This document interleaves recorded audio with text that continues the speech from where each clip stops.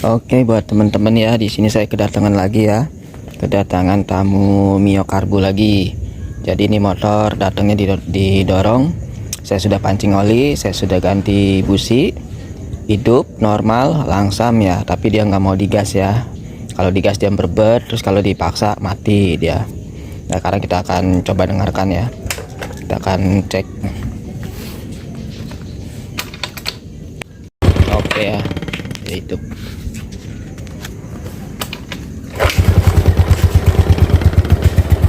Jadi ini sudah hidup ya. Nah ini saya gas sedikit ya. Nah seperti ini suaranya.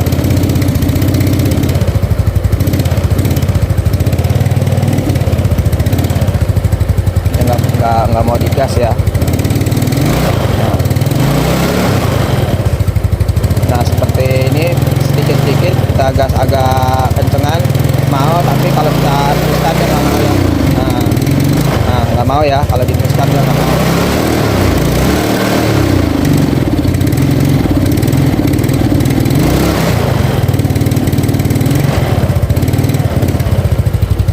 Tapi motor ini langsam ya, langsam, tapi dia nggak mau digas ya seperti tadi. Nah sekarang kita akan cek ya, apakah dari karbunya, apakah dari yang lain. Oke, jadi buat teman-teman ya, jadi langkah apa saja yang perlu kita lakukan. Jadi yang pertama kita buka vakum dari karbu Mio ini dulu ya. Kita jangan buka karbunya ya, buka tutup atas vakumnya aja dulu. Kita cek vakumnya, apakah vakumnya jarum skepnya itu kan kadang dia suka copot ya. Lalu setelah itu kita lakukan pengecekan bagian klep ya, bagian si klep ini sudah ngerapetin atau belum, karena untuk Mio Karbu ini paling sering dia kemakan di klep atas, dan klepnya biasanya sudah ngerapetin. Sekarang kita buka dulu vakum atasnya.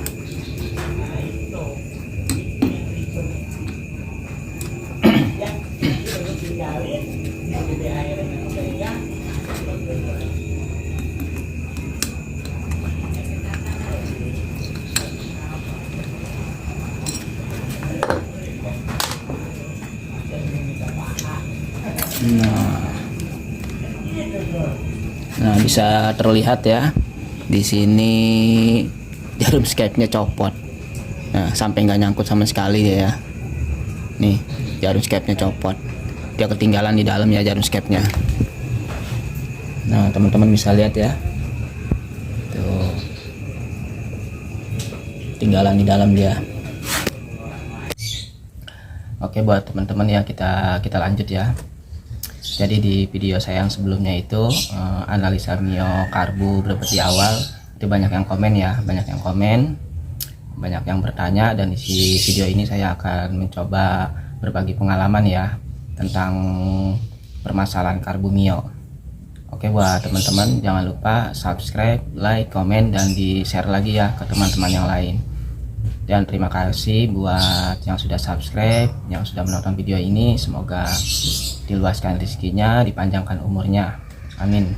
Oke, langsung aja kita saksikan ya. Oke ya buat teman-teman. Jadi di sini karbunya sudah saya buka ya. Nah, ini sudah saya buka nih, kotor banget ya. Ntar akan kita servis ya, akan kita bersihkan. Oke buat teman-teman ya. Jadi permasalahan dari motor Mio ini, permasalahan utamanya ialah ini ya, jarum skep dari vakum karbu ini sudah kemakan ya, akhirnya dia copot ya, tertinggal di karbu ya.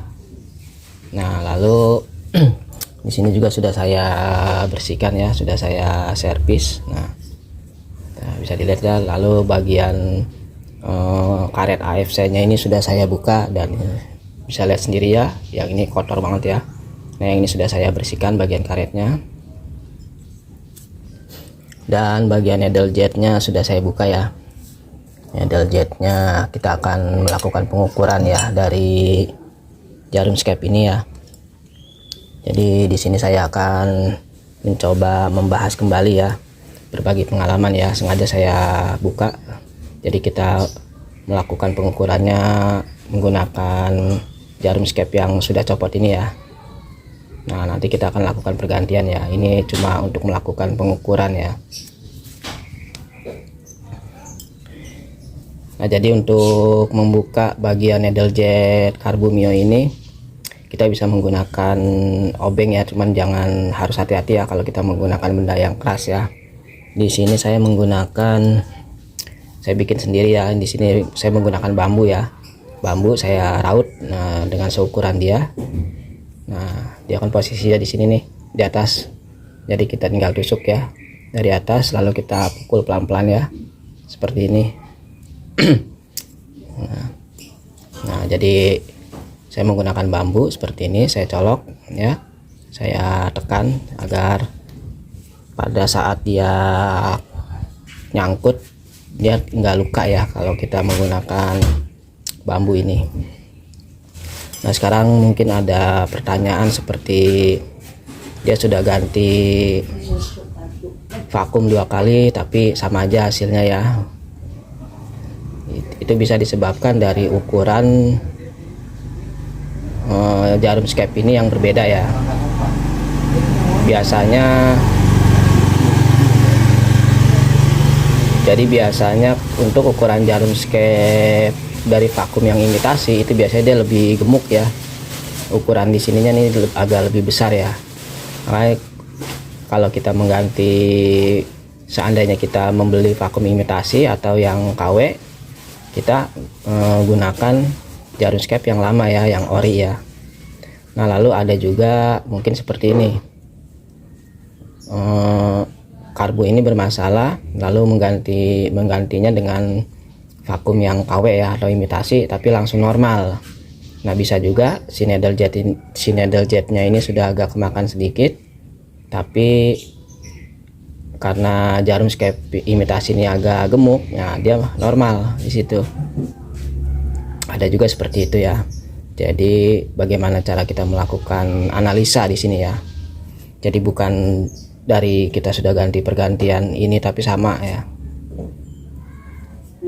Jadi kita melakukan pergantiannya satu persatu ya, jangan sekaligus, satu persatu. Yang pertama, kalau memang si vakum ini bermasalah, kita ganti vakumnya ya. Kalau bisa menggunakan yang asli ya, karena yang imitasi juga bisa, yang KW juga bisa. Yang penting kitanya lebih jeli ya, lebih teliti lagi ya mengukur ukuran dari badan jarum skep ini ya, karena ini sangat berpengaruh ya. Nah, biasanya kalau kita menggunakan vakum imitasi, dia agak gemuk dan needle jetnya ini belum kemakan ya, masih normal itu biasanya hidupnya susah. Sampai berapa kali sela atau berapa kali starter dia baru hidup, dan ditarik juga nggak mau dia ya, nggak mau, tapi dia hidup. Ada yang seperti itu. Ada juga setelah pergantian vakum ini hidupnya susah karena melakukan pergantian vakum yang imitasi ya, karena perbedaannya dia yang lebih berpengaruh tuh di bagian jarum skepnya ya. Dia punya ukuran lebih besar ya, lebih besar, tapi kalau kita ukur menggunakan sigmat itu ukurannya sama, tapi tetap dia ada perbedaan. Nah, jadi kalau untuk needle jet ini sudah saya lihat dia masih aman ya. Memang dia sudah kemakan tapi dia masih aman, jadi dia masih hidup normal ya, masih aman. Nah, jadi buat teman-teman yang motornya normal tapi boros ya, nah itu bisa diakibatkan dari needle jet yang sudah agak kemakan ya. Jadi suplai bahan bakarnya ini lebih boros. Bisa teman-teman melakukan pergantian di bagian needle jetnya ini ya. Tapi untuk pergantian needle jetnya ini memang butuh waktu yang agak lama dan butuh kejelian ya. Kadang kita mengganti needle jetnya ini gagal ya, karena kita tidak tahu ukuran kerenggangan dia ya.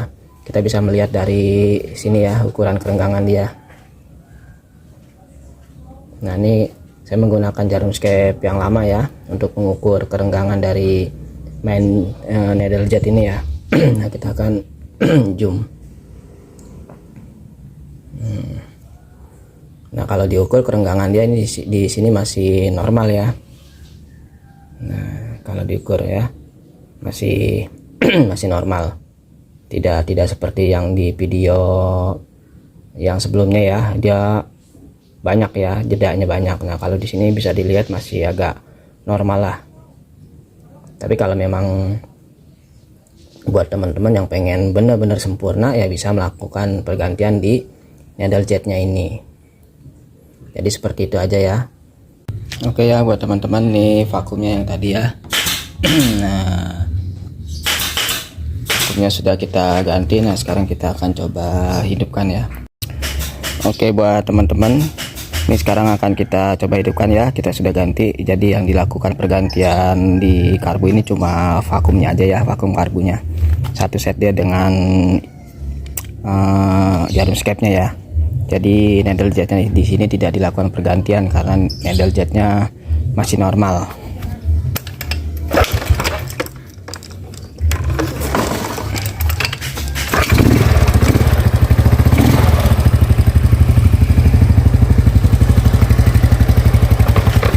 Kita akan coba.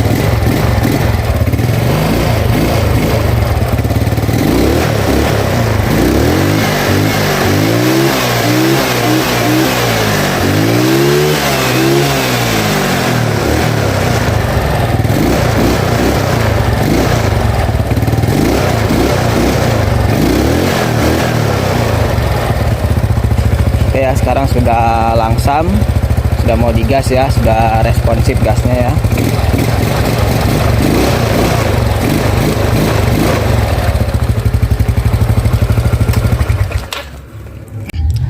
Oke ya, jadi buat teman-teman yang sudah melakukan pergantian vakum sampai 2 kali pergantian vakum tapi kendalanya nggak hilang juga ya, kendalanya motor ini berebet atau susah hidup.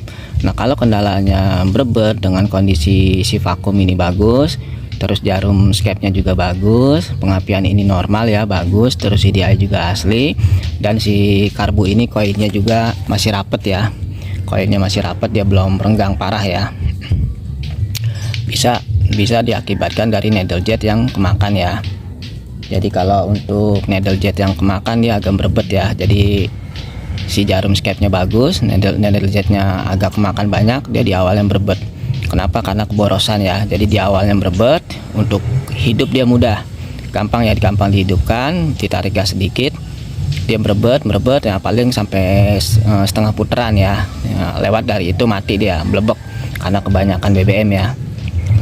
Lalu untuk teman-teman yang melakukan pergantian needle jet, hidupnya susah, sampai berapa kali sela hidupnya susah, tapi bisa hidup sampai berapa kali sela, atau hidupnya menggunakan cuk ya. Bisa itu diakibatkan karena needle jetnya terlalu rapet ya, jadi dia nggak ada kerenggangan. Dan memang untuk pergantian needle jet ini memang membutuhkan kejelian ya, membutuhkan ketelitian dan analisa yang tinggi.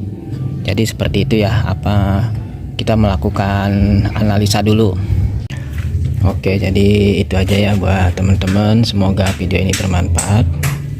Wassalamualaikum warahmatullahi wabarakatuh.